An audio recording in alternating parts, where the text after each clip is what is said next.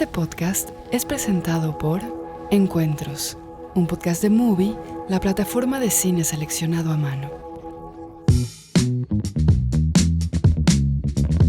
Hola, bienvenidas y bienvenidos a Filma y Aclaración, un podcast de conversaciones con cineastas.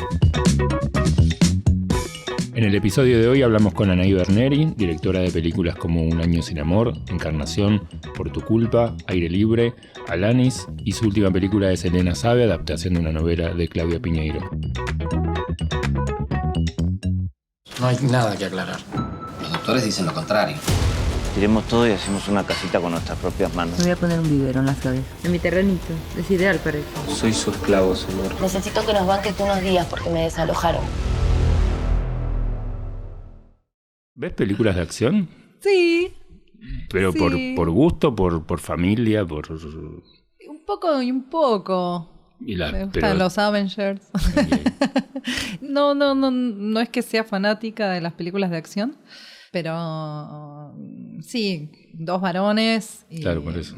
Sí. Pero cuando las ves tratás como de abstraerte, pensás a ver qué puedo, o sea, a ver si hay Mira, alguna idea se te ocurre. Esta semana me quedé viendo, me colgué viendo una vieja, una de Spider-Man, la que es con la del beso con... ¿Tobey Maguire, de las viejas? Sí. Okay. Y dije, ¡qué vieja!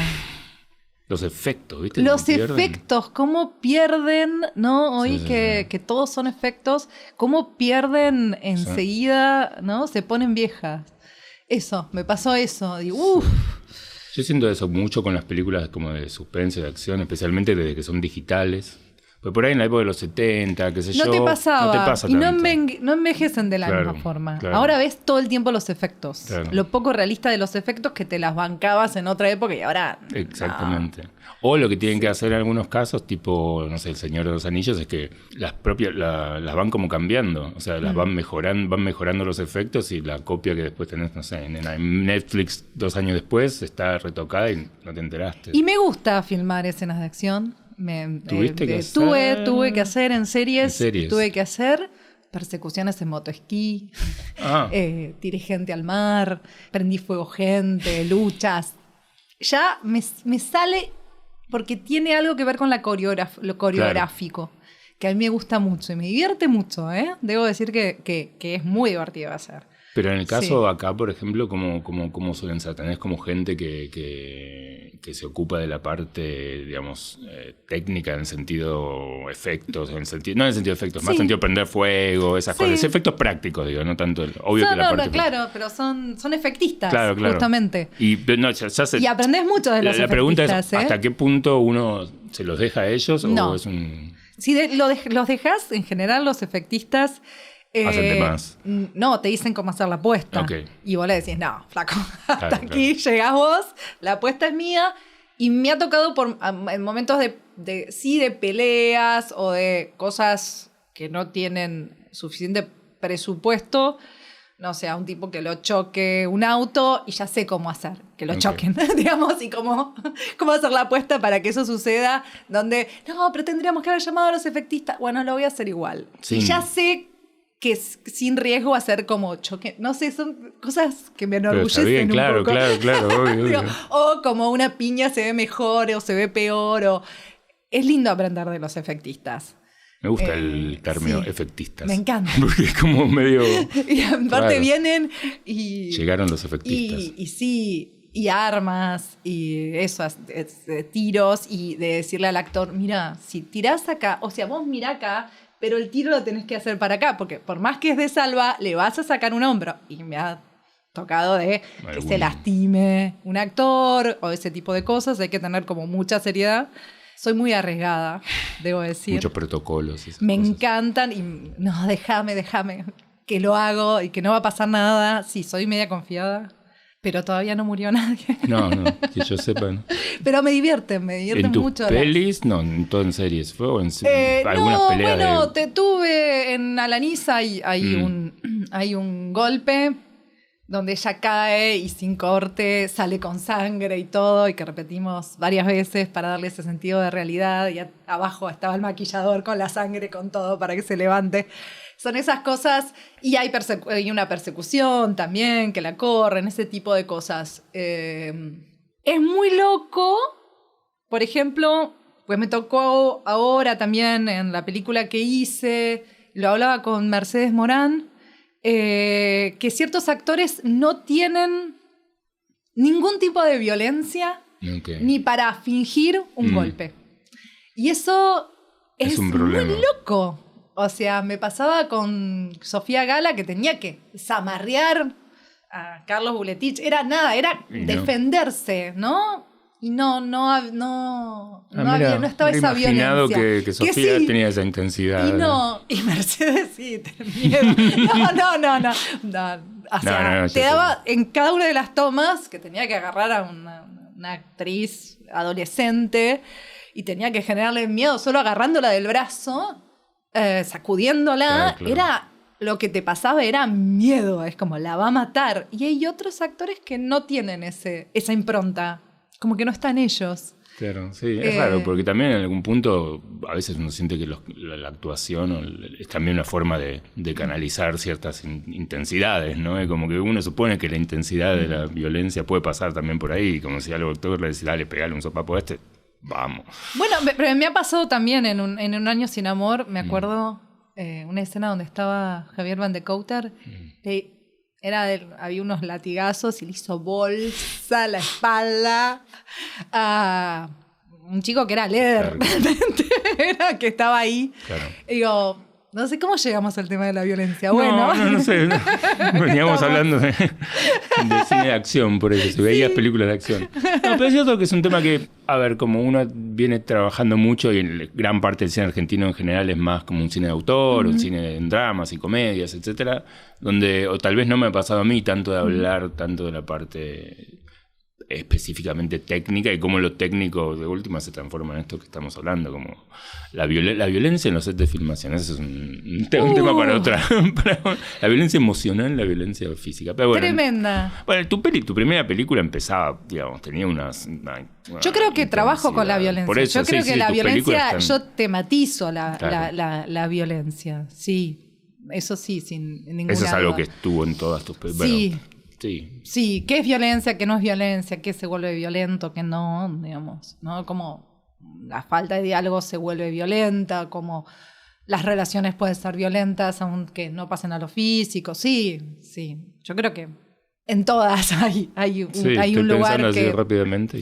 Pero por tu culpa habla de eso, habla también de una violencia intrafamiliar y social, que tiene que ver con la maternidad, Un año sin amor también, ¿no? Esto de erotizar el dolor, el miedo a la muerte. Encarnación tal vez menos, pero hay una violencia sobre el cuerpo, sobre el paso del tiempo. Aire libre, hay una escena donde la relación sexual se vuelve violenta. Todas. Bueno, Alanis también. Alanis también. Sí. Está.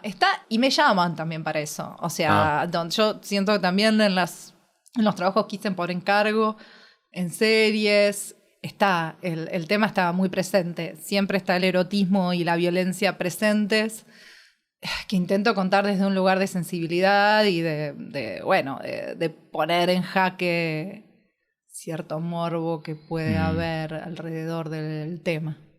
¿Pero vos sentís que eso cambió mucho en los últimos años a partir de, no sé, de ciertas otras miradas con respecto a lo que dirige la mujer, lo que una mujer dirige, los feminismos, la idea de que, como que me parece que todas tus películas siempre trataron de romper un poco esa barrera de lo que es una película que dirige una mujer, lo que es una película. Y eso que dijiste en un momento de me llaman porque suponen que me hizo pensar en qué es lo que ven ahí en vos, que decís, bueno, podemos llamar a Anaí para que haga este tipo de películas. Se va a atrever. O de series. Claro, ella lo va a hacer, tal vez. Es que bueno, Anaí de hecho empezó como un encargo de un cortometraje que la Fundación Sagay hizo un concurso y uno de los guiones que habían... era un premio, un concurso, un guión que hablaba De la prostitución y la trata, que no estaba muy claro, y fue como el primer nombre, ¿no? O sea, hay que trabajar con... Hay que meterse. Hay que meterse en una... ya ves. Sí, la verdad es que yo intento que mis retratos de las mujeres que aparecen en mi cine no sean víctimas. O sea, ¿no? De contar como la parte donde la mujer está implicada en esa violencia, donde no es completamente inocente, aunque sea aceptando un sistema o no rebelándose. Eso me parece que es mucho más movilizante que tenerle pena, lástima, claro, ¿no? Víctima. Y porque se revictimiza. Me pasa lo mismo cuando uno cuenta, dicen, bueno, personajes marginales. Bueno, el gran problema siempre es remarginalizar a las mujeres, bueno, a las disidencias. Sí, ficcionalizar y volver a sobrecargar también las tintas sobre el... Me parece que se trata de como de, al contrario, ¿no? Empatizar, humanizar. Siempre tengo esa idea de que cuanto más monstruosos... La pornomarginalidad, digamos. Eso le tengo mucho miedo. Mucho miedo. Sí. Hay un riesgo con eso. Y en el cine latinoamericano siempre corre como ese lugar donde hacer casi una... No es una apología, no es la palabra, pero como un show de la dificultad y de la miseria, de la pobreza y la violencia. Y como es un límite que no sé, nunca... Muy difícil. Sí, nadie sabe bien dónde está, es más... Muy difícil. Y me ha tocado, sí, pasarme de mambo y cortar en montaje. Sí, por supuesto, ¿no? Me parece que es como necesario meterse en esos lugares y explorarlos, ¿no? Explorarlos. O sea, yendo un poco para atrás. ¿Cómo sentís cuándo es el momento que te das cuenta que el mundo del cine es algo que te interesa ver, practicar, hacer? Te llevó a los años mozos. Mi papá era aficionado a Super 8 y entonces se filmaba en casa. Okay. De una manera muy ¿Vos sos social, de Gran Buenos amateur. Aires? De Martínez. Del lado de allá. Lado de allá.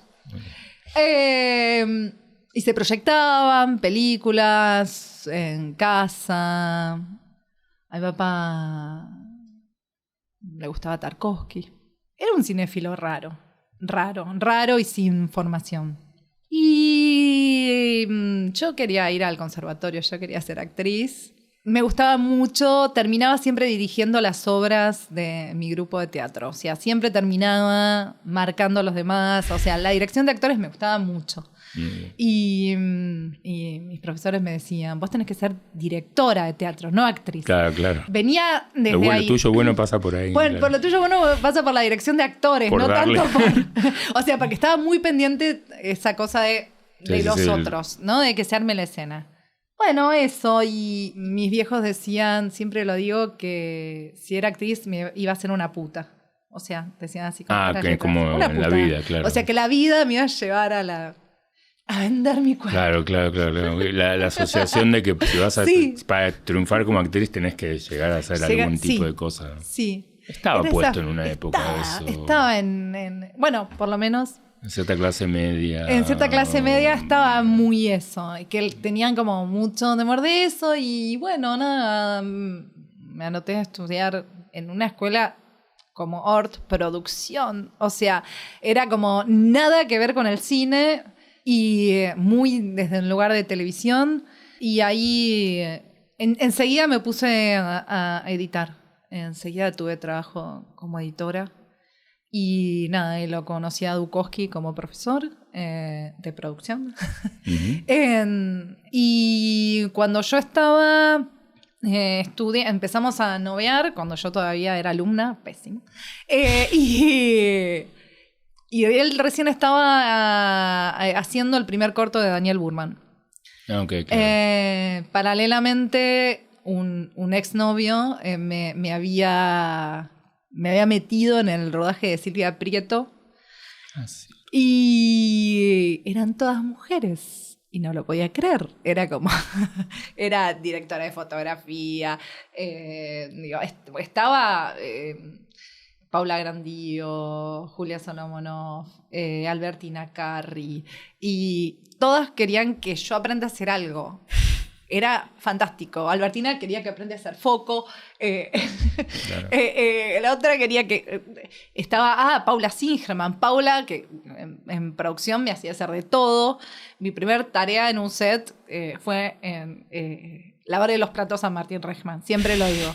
Pero es muy loco porque nos pusieron a todas como productoras. O sea, no había rangos. Okay. Nadie cobraba nada. Se filmaba los fines de semana. Y a mí, al día de hoy, siguen encontrando mi contacto como productora de Martín Reichman para Silvia Prieto. Y al año pasado me llegó un mail tipo, no, porque estamos interesados en Silvia Prieto. Como... No, yo no tengo yo nada. le lavaba los platos a Martín, Claro. no tengo nada que ver.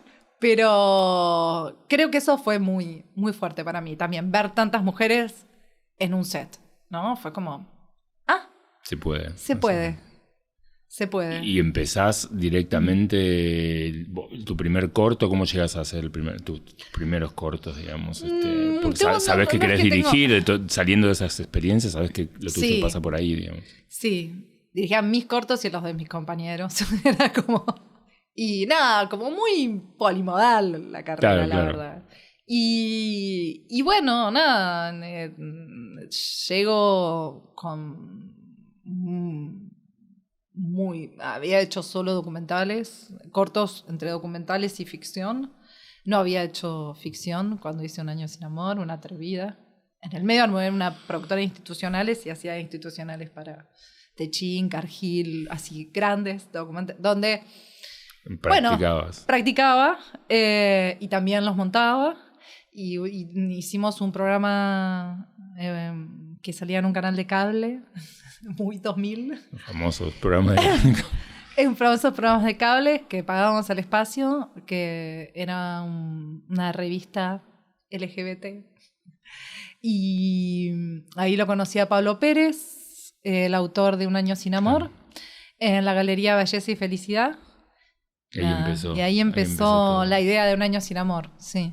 Pero una cosa que no te pregunté, o tal vez nos fuimos de tema cuando hablamos de los comienzos. Vos como chica, adolescente, qué sé yo, ¿eras de ver muchas pelis? ¿Eras de como, no digo cinéfila en un sentido de lineal, se miraba mucho, pero...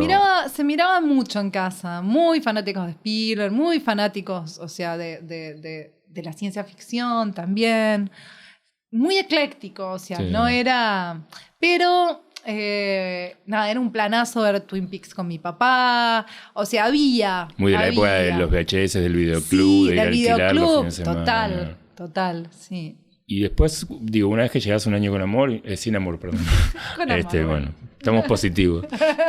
Un año sin amor, la película, antes de que la película funcione, vaya a festivales, etcétera. Vos haciéndola, digamos, ¿no? Ya parada en ese lugar y haciendo una película compleja, digamos, en tema y qué sé yo. Pero yo no sabía que era compleja. ¿En qué sentido?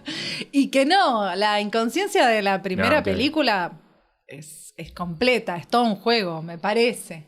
No sé, yo creo que hoy también hay otras conciencias. Ya era una fiesta hacerla. Me parece que, o por lo menos para mí, en esa época tal vez es la única película que haga en mi vida. No es que estoy pensando en una carrera. Hoy no sé si para todos es así, pero para mí era como, no es la como carrera que yo, es como, quiero hacer esto, vamos a hacerlo, y si me equivoco, yo tengo el recuerdo de decirlo, ¿no? Bueno, si me equivoco lo intenté, la pasé lindo, era como... Fue una experiencia. Y al terminar y al verla y al ver lo que pasaba con la película, dijiste, bueno, por ahí esto más o menos tengo, alguna idea de esto tengo. O la gente no se está dando cuenta mucho. Mucho. No se avivaron. Sí, está la cosa del impostor, ¿no? El otro día hace poco vi, cuando proyectaron en el Malva, la única película que me senté a ver fue Encarnación. Okay. Y dije... ¡Wow! Me había comido la idea de ir a un festival, pero muy mal estado. Y decía, ¿qué tiempos largos? Yo no soy así. ¿Qué quise hacer? Y por otro lado decía, sí, esto sí. Esto sí era algo que reconozco que hoy me sigue pareciendo atractivo, que siguen siendo partes de mis temas, que sigue... Y otras cosas es ¿Por qué? ¿Qué pasaba? ¿Por qué? Y no fue una película que le fue mal, La Encarnación. Pero bueno, también es como que sentí que había envejecido un poco. ¿No lo sentís con Un año sin amor? También, pero un poco menos a la vez. Sí, pero es distinto. Con Un año sin amor, lo que siento que es un poco didáctica para esta época. Ok, claro. Bien, gracias. Qué claro, bueno, sí. digamos, me siento feliz. Ya entendimos. Que hay cosas que son un poco didácticas. Okay. A la vez siento que es un poco jugada hoy también, digamos, de ver y que se cuenta el personaje. Eso me pareció. Se cuenta el personaje más allá de la provocación, del tema, no del tema. Si les gusta este podcast, pueden seguirnos en Spotify, YouTube o en donde estén escuchando este programa. Para más contenido los esperamos en nuestras redes. Nos encuentran como @Filma y Aclaración. Este episodio es presentado por Encuentros, un podcast de Movie y La Corriente del Golfo Podcast, donde voces destacadas del cine y la cultura de Latinoamérica se reúnen para pensar sus métodos y procesos. Son conversaciones informales de aproximadamente 1 hora entre colegas que comparten el amor por el cine y reflexionan sobre el oficio, sus influencias y sus experiencias personales.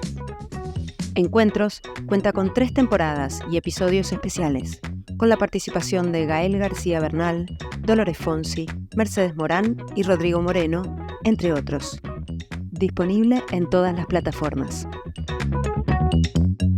Pero antes hablamos de las películas de acción y cómo envejecen y que los efectos pierden. Al margen de lo temático, vos cuando ves las películas, esto que te pasaba con La Encarnación, decís, los tiempos son demasiado largos, o cuál era lo que pasaba en esa época a lo que yo consciente o inconscientemente imitaba, claro, porque era lo que circulaba en el cine en el 2005 o 2006. Ahora parece mucho tiempo, sí. Duele un poco. Duele. Pero lo pensás eso y decís, bueno, claro, como no sé por qué estaba haciendo esto, Sí, soy bastante benévola igual, ahora, mirando lo que hice. Creo que abrazo cierta imperfección de las películas, porque la corrección, ¿no? Y lo redondito. Lo redondito suele estar un poco muerto, ¿no? Para mí, o lo veo un poco muerto y prefiero eso, ¿no? Creo que lo que más me critico es cuando veo ese encuadre que es demasiado perfecto y que la luz y veo el contra y veo que, ¿no? Que todo está ahí, digo, ¿qué me pasó o cómo me perdí? Sí, las películas envejecen, digamos, y está bien porque me parece que mis películas hablan de cuestiones que tienen que ver con la época y no son atemporales, no son fábulas atemporales. Entonces me parece que está bueno que así sea. Y también con épocas y siguen vivas, digamos, ¿no? por otro lado. Claro. Que eso es, no sé, digo, todos los 8M vuelven a pasar por tu culpa, un montón de lados, me lo vuelven a pedir, y ya tiene muchos años. Y bueno, nada, sí, Alanis es más cercana, pero siempre hay ganas de... O sea, no por la cosa cinéfila que se vuelven a pasar, se vuelven a pasar para conversar, por la temática, para abrir el diálogo. Y está bueno eso, generar con las películas, que uno salga y se ponga a charlar, ¿no? A charlar de qué le pasa a uno. Sí. O sea, por lo menos eso es conmover o movilizar al otro a que... A vos no te molesta, digamos, que pase, que de golpe hoy está el día de tal cosa y como la película toca tal cosa. Porque hay gente que sí, qué sé yo, que hoy es el día... creo que me gusta que más, que no sea tanto por lo cinematográfico, sino por lo que genera, poder lo que generar despierta. Pero eso es algo que te planteas cuando vas a hacer una película, decís, voy a ver si voy a tratar un tema que pueda despertar algún tipo de inquietud, o que te despierte una inquietud a vos y que sientes que tal vez eso también le pasa a otros. Es de uno. Si a vos te cuestiona, a alguien más le va a cuestionar.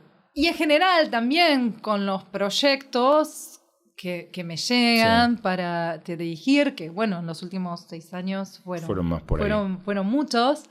Sí, filmé 3 series y ahora una película. Entonces, bueno, Claro. es un trabajo como menos conocido y hasta qué parte es de uno y hasta qué parte no. Y sí, lo que intento es que de alguna forma me interpele y me incomode a mí o haya algo que me parece que voy a poder abordar o problematizar. Sí. Sí, a mí una vez Campuzano, no sé a quién me presentó, me dice, bueno, con la compañera hacemos cine social. Yo dije, wow, si Campuzano dice eso, yo le creo. Pero vos, después, de las primeras películas hasta Alanis, son todas, empiezan desde vos. Bueno, esta es la primera, una novela, ¿no? Sí, Un año sin amor. Un año sin amor es una novela. Pero Encarnación sí surge de mi contacto con actrices. Claro, y claro. Por tu culpa, sí, también. Un año sin amor también. Después, Alanis venía Aire de libre. ese. Aire libre también. Ok. Sí, salió de la nada. Y de la nada misma. Y o de la vida misma. Las dos cosas. Y bueno, Alanis sí vino de este corto, que había algo, pero bueno, trabajamos sobre un material que venía dado. Elena sabe, es la adaptación de una novela de Claudia Piñeiro. Sí. Con respecto al trabajo en el guión, ya que estás hablando un poco de guión, vos generalmente siempre trabajaste con alguien, con Sergio Wolf, muchas veces con otra gente, qué sé yo. Esa parte que sentís que te gusta menos, te cuesta más, o al contrario, ¿cómo te llevas con la parte de escribir las películas? Cada vez soy más guionista. Ok. De Título. verdad. Tun, tun, tun. Digo, voy a terminar mis días solo escribiendo guiones. Ya doy solo En mi clases casa, de guión. encerrada. Sí. Lo que pasa es que me gusta mucho y soy una chamullera, entonces necesito otro para, Claro. para contar la película que quiero hacer y a partir de eso encontrar, a partir del hablar y el discutir las películas, se encuentran las películas. Eso es muy... Por supuesto es un lugar de mucha intimidad y de confianza en el otro. Sí me ha pasado de tener que trabajar con guionistas donde no había onda Claro. y... wow. Bueno, hubo un caso de una serie para Amazon en Brasil que terminé escribiendo el final de la serie yo en portugués. O sea, era como, ¿por qué está sucediendo esto? Pero yo reescribo todos los días en el set. Y más en las series. En las series es, bueno, llega, está la escena, la hablaste con el stand, qué sé yo, y en el momento... Va lo que sentís se cambia, también. sí. Pero en las películas también, de golpe si sentís que el actor no esto se lo acaba, encuentra. esto no... Sí, pero ni siquiera... O sea, si uno le busca... En la actuación, si le buscas el contenido, todo se puede encontrar. O sea, ¿no? Es como... No hay frases indecibles. Claro. Hay frases, como dice Casa, que van en contra de los actores. Eso sí, en contra de la persona, del actor. Sí, del tipo que de no actor. la puede decir, del tipo de actor. Bueno, ahí hay un error de casting. Pero no te molesta si la persona modifica, o generalmente No. ir modificando, ir No, todo el adaptando tiempo. lo que... No, ya en el trabajo de mesa modifico y intento que le quede bien a la persona que le va a interpretar.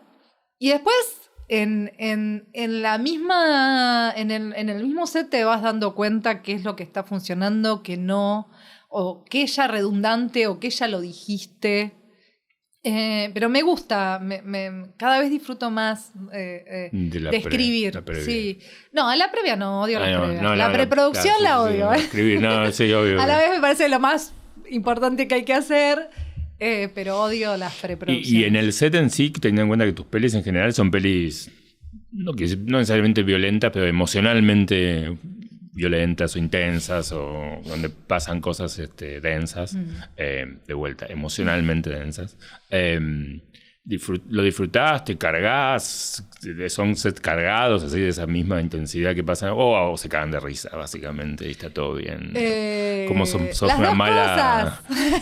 ¿Sos un personaje difícil? No, soy gritona. Ok. Chun, chun. soy gritona. Okay. Y aparte me gusta gritar. O sea, ¡dale, vamos! Sí.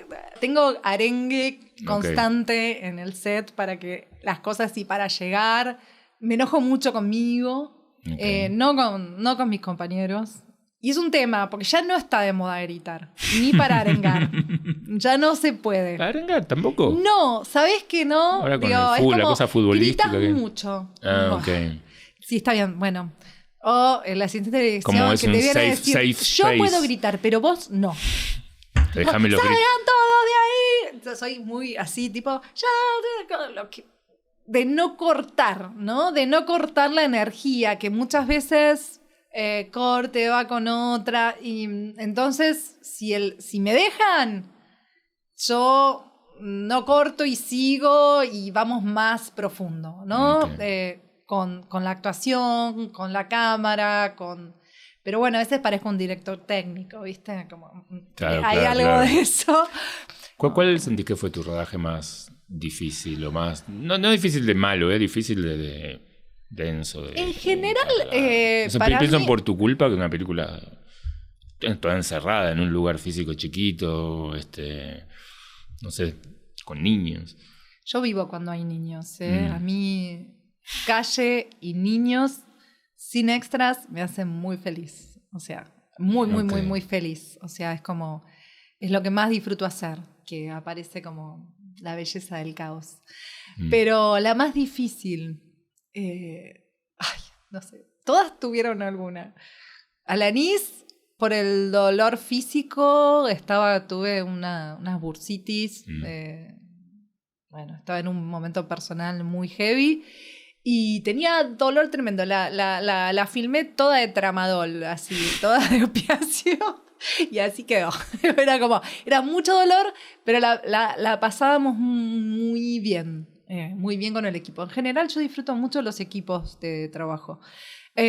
Por tu culpa, sí. Fue una película densa que creo que también la viví de una forma un poco densa. Y también con mucha angustia. Recuerdo que cuando la terminé de filmar, decía, no sé qué hice. Es bastante monstruosa. Lo veía, ¿no? Y eso, es ese lugar donde... que después pasó también, ¿no? De que muchos decían, bueno, ella es una mala madre, bueno, ella provocó esto, ¿no? De la crítica ¿estoy haciendo algo feminista o antifeminista? ¿Qué estoy haciendo, ¿no? En poniéndola a ella también esto, a que ocupe su parte de responsabilidad en este sistema violento por su falta de límites, por no poner límites. De Aire Libre hablaste poco, no sé. De Aire Libre hablé poco. Fue una linda película para hacer. Es como un poco distinta en algún... Más, bueno, en algún punto. Sí, la quiero mucho. La quiero mucho y era muy divertido trabajar con Leo, con Esbaraglia y con las preguntas sobre su masculinidad y el ego y... Del personaje. Del personaje, ¿no? Es como... No, por ahí preguntaba por él mismo. ¿Cómo estar cómodo con el cuerpo en un desnudo frontal? O que, bueno, la película empieza con Celeste Cid chupándole el culo. Sí. Es como... o sea, lugares de la masculinidad corridos que él disfrutaba hacer y también... Más o menos. Tironeaba. Claro. Es como tironeaba con eso. Y lo hablamos mucho con Leo. Y a Leo le gusta mucho la película. Y a mí me gustó trabajar mucho con él. Me parece que le puso una humanidad muy linda. Pero siempre lo digo, Celeste terminaba la toma y le decía, qué tarado que sos. Así, porque la hacía reír, la sacaba de su lugar, ¿no? Había una química que se reía mucho. No fue un rodaje súper fácil tampoco. No fue un rodaje súper fácil. Ninguno de mis rodajes son como Disney, la pasamos todo el día. Pero la paso bien con el equipo. Y después veo las fotos de rodaje y en todas me estoy riendo, así como a carcajadas y muy sonrisa siempre. No posando, digamos. La verdad que lo disfruto. Sí lo disfruto. Sí me duele. Sufro demasiado. Sí, es verdad. Wolf me dijo la semana pasada eso. Vos no vas a dejar de sufrir. Vos no sos suave. A mí me dice lo mismo. Vos no sos suave, Anaí. No, bueno, ok. Y en la serie trabajás un poco más desapegada, digamos, lográs como soltar un poco esa necesidad de... En la primera no. Que fueron, decímelas porque yo ya no sé. Fue Morir de Amor en Telefe con Griselda Siciliani y Esteban Bigliardi, donde Esteban Bigliardi era un asesino serial que enamoraba a mujeres con enfermedades terminales. Sí. Y las mataba. Un loco. O sea, nadie... Era como un choque... Eran pre-series. O sea, pre-series producidas en el país. O sea, se había hecho... ¿Cómo se llama? EDA y se hizo esta después, ¿no? Cuando empezaban, digamos. Todavía no había un sistema, digamos. Entonces, y era con la productora de Quique Estebanés. Televisión pura. Sí, me acuerdo. Entonces eran dos sistemas que colisionaban todo el tiempo, donde querían que filme 8 escenas por día, que era, por más que esté esas dos, era como, todos y tiro gol. Y ahí sufrí mucho. No, está bien. Ahí sufrí mucho.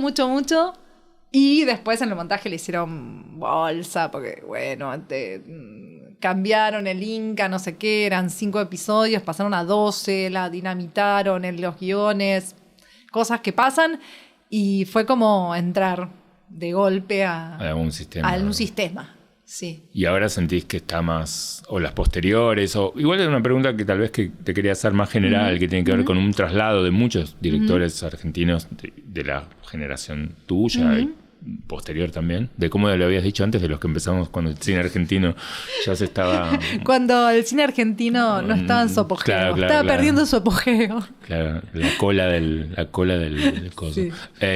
¿Sentís que está pasando mucho por ahí, por hacer series, por ocuparse de series, por producir series, por trabajar en series, por una cuestión económica o por una cuestión de posibilidades de trabajo, narrativas, no sé? Pasa que, bueno, el sistema de producción que teníamos de películas nacionales producidas con un porcentaje grande de presupuesto del Inca ya no se pueden hacer. Pasa que, en mi caso... ¿Cuántas películas de 3 semanas puedo pensar o producir? Y si tengo ganas o si no tengo ganas, como que siento que por otro lado, a mí me gusta estar en el set. A mí me gusta estar en el set y vivir en el set. Y si tengo que esperar para juntar plata para un presupuesto, y bueno, pasan los años, pasan el tiempo. Que a mí, por otro lado, las series me dieron un montón de experiencias muy lindas y bueno, muy enriquecedoras, como por ejemplo, puedo hacer escenas de acción. Claro. O sea, si me llaman Marvel, yo se las digo. Pero hay ciertas situaciones como directora que nunca las hubiese pasado dirigiendo solo mis películas. O sea, ¿no? Eso seguro. Creo que aprendí a contar o acercarme, ¿no? a lo narrativo mucho más afiladamente. Y sí, ¿en qué me deformé? Porque todos en la ansiedad. O sea, sí, por supuesto. Es que en las series vos cuando llegás a lo actoral y medio que ya está. O sea, la haces 2 veces y son 4 puestas y la escena está contada. Es un poco técnico lo que estoy diciendo. No, está perfecto. Pero hay un punto que es así. Muchas veces en el cine llegás a un lugar de la actuación que sabes que no vas a superar, que no lo vas a superar, que eso llegaste y es así. Y todavía te quedan hacer 6 puestas, porque si no se cuenta y eso es aburrido para el espectador. Y hay un montón de gestos que rescatar y mantener esa actuación que ya pasó. O reconectar con eso. Claro. Hasta decirle al actor, vení, mira, ¿ves qué estabas haciendo acá hace 2 horas atrás? ¿No? Eso es una deformación profesional. Pero bueno, tampoco me parece, viste, es esa cosa de que no, el cine siempre es a una cámara. Yo por tu culpa filmé a 2 cámaras mucho. En Un año sin amor también. Hay ciertas cosas que son irrepetibles y si tuviera 5 cámaras las pongo y encontrar el momento mágico y que sucede. Como la parte del teatro que te vuelve a tirar. Seguro. No, tiene que pasar en el momento. ¿Qué pasa? Y sí. ¿Teatro nunca dirigiste? Sí. ¿Y cómo Poco. Fui una de las primeras, creo que la primera que dirigí un texto de Santiago Loza, que no fuera Santiago. Okay. Sí, después hice un musical infantil en el momento de Por tu culpa y paralelamente sobre los niños y el sueño y dormir niños. Y nada, era como muy en paralelo. Okay. Y era un musical con actrices y bailes. Y con respecto a las películas, ¿tendés a pensar en otras películas cuando filmás las tuyas? En ver referencias, en buscar cosas, en hablar con los actores y decirles, mirá tal cosa, fíjate lo que hace tal en tal lugar, qué sé yo, o más bien... No, sí, mucho. ¿Tenés así como lugares a los que vas siempre? ¿Qué haría? ¿Viste como el típico ¿qué haría Scorsese en esta situación? ¿Qué haría Hitchcock acá? ¿O sentís que también, bueno... Cuando pienso esto, ¿cómo hago para...? Siempre mi pensamiento es, ¿cómo hago acá para salir del costumbrismo? Porque como argentinos somos costumbristas, o sea, y siempre vamos a ese lugar. O sea, es inevitable, ¿no? Los actores, los espacios, ¿no? Es como... y a veces digo, bueno, bizarréamela, friquéamela, como... Y muchas veces aparece Regman o aparece, bueno, o desde la actuación ¿Y sentís también que hay algo generacional que va cambiando en tus películas que tiene que ver con tu edad y con mirar? Pero vos mirás esto, lo que filmé en el 2007 hablaba un poco de lo que yo sentía o cómo me sentía o cómo vivía. Mis hijos tenían determinada edad, me pasaban estas cosas. ¿Lo ves? ¿Lo sentís que te pasa y lo ves retrospectivamente también? Estaba escribiendo un guión que trata de personajes treintañeros y no puedo abordarlo si no es de época. O sea, ya. Claro. O sea, desde un lugar de no encontrar el rumbo en la carrera o qué hacer de sus vidas o si la familia en la maternidad, todo. Y me cuesta abordar esos temas si no es desde un lugar de época y desde un lugar de pasado y si no es en referencia a cómo cambió el amor y el amor romántico y las relaciones. Si no lo hago en perspectiva a mi generación de los 30, los 20 y pico, los fines de los 20 y pico, los 30, no puedo hacerlo. O sea, no puedo hacerlo. Es como, hay algo de lo generacional donde me parece que eso es también madurar, digamos, ¿no?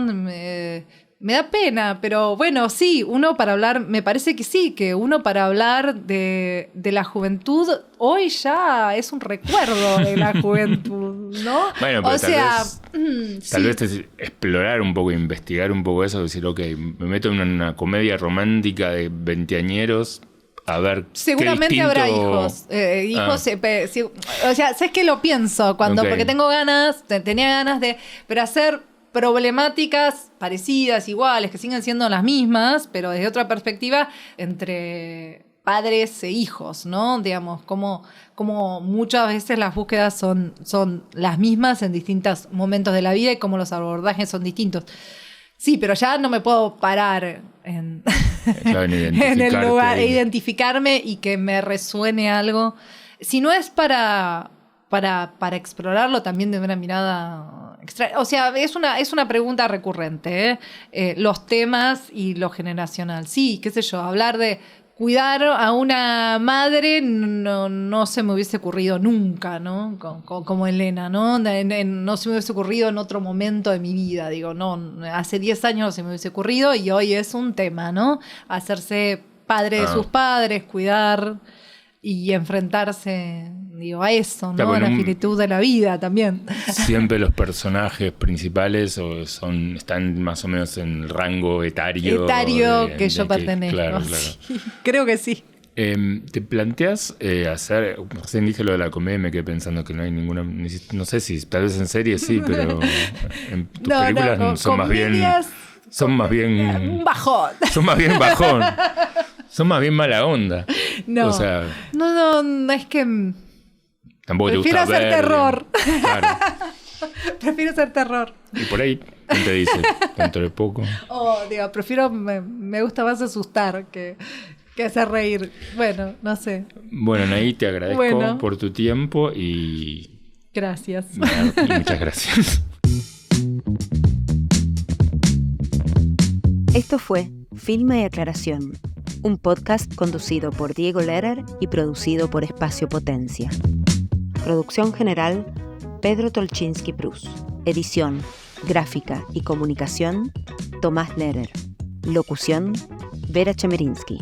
Operación, Ariel Fronte. Este proyecto es posible gracias al programa de mecenazgo del Gobierno de la Ciudad de Buenos Aires, a la Fundación Itaú y al Fondo Metropolitano de la Cultura. Agradecemos a Analía Díaz, a R770 y a su director Martín Signa. Pueden seguirnos en nuestras redes como @Filma y Aclaración. Este podcast fue presentado por Encuentros, un podcast de Movie, la plataforma de cine seleccionado a mano. En cada episodio, una nueva conversación. Mercedes Morán, Paulina García, Jairo Bustamante, Santiago Motorizado, Benjamín Neistat y más hablan sobre sus propios métodos y procesos creativos, contando experiencias personales y reflexionando sobre películas y cineastas que han influenciado e inspirado su trabajo. Encuentros es presentado por Movie y La Corriente del Golfo Podcast. Escucha Movie Podcast Encuentros, disponible en tu plataforma de podcast favorita.